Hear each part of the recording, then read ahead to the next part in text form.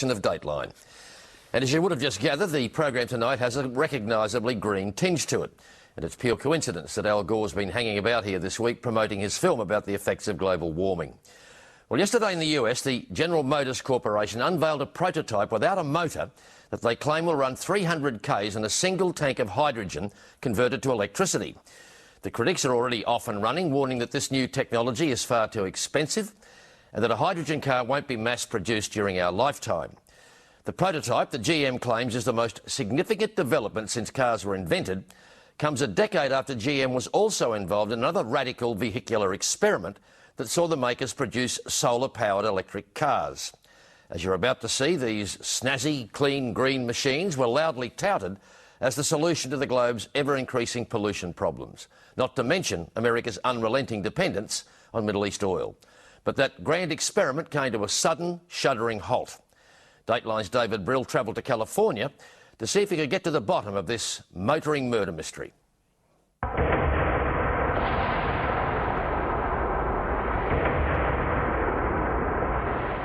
As the price of petrol goes through the roof,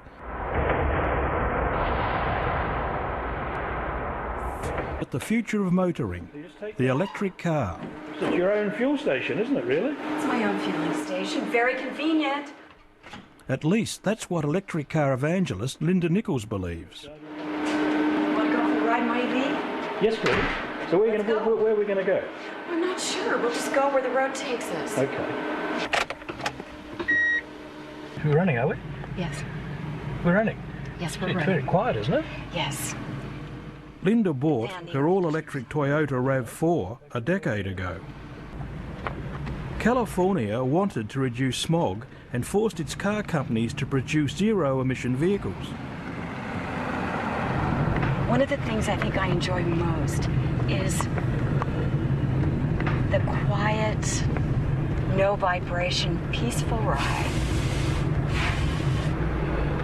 I feel very empowered by driving this car. I'm no longer a gasoline junkie.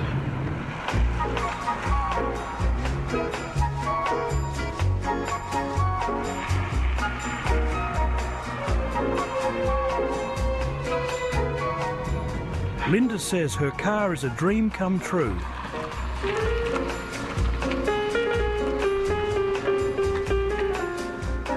When she gets home, she simply plugs it in and recharges the batteries.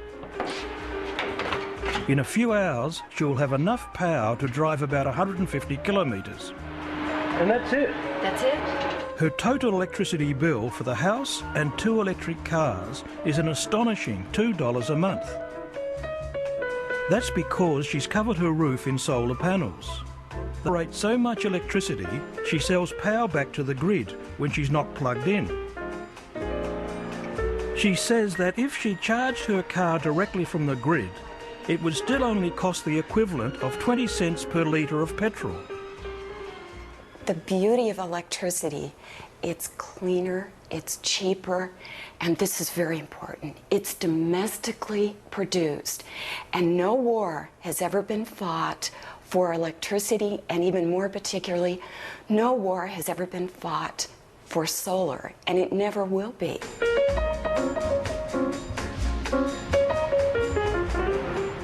This is a free solar-powered public charging station in Los Angeles. One of a network of stations developed in the 90s to support electric vehicles.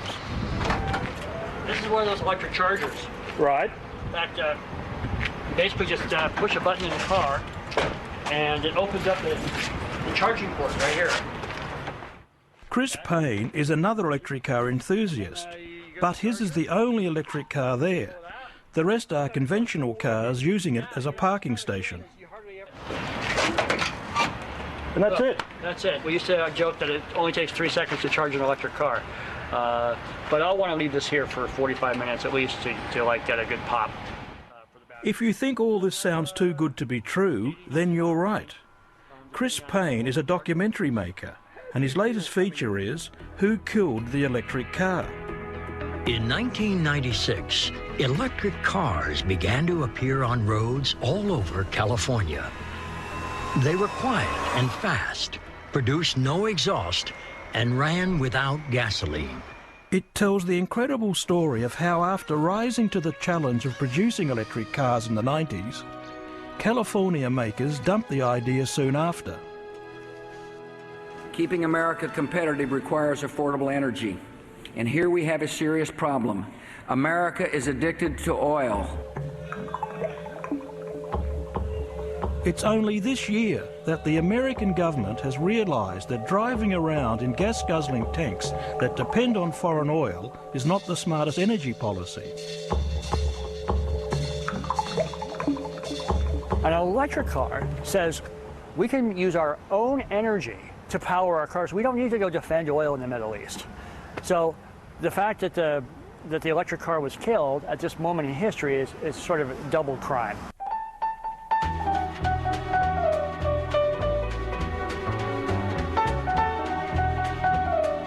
The star of the film is the EV1, an all-electric two-seater, put on the market by General Motors in 1996. It was futuristic, fast, and by all accounts, adored by all who drove it.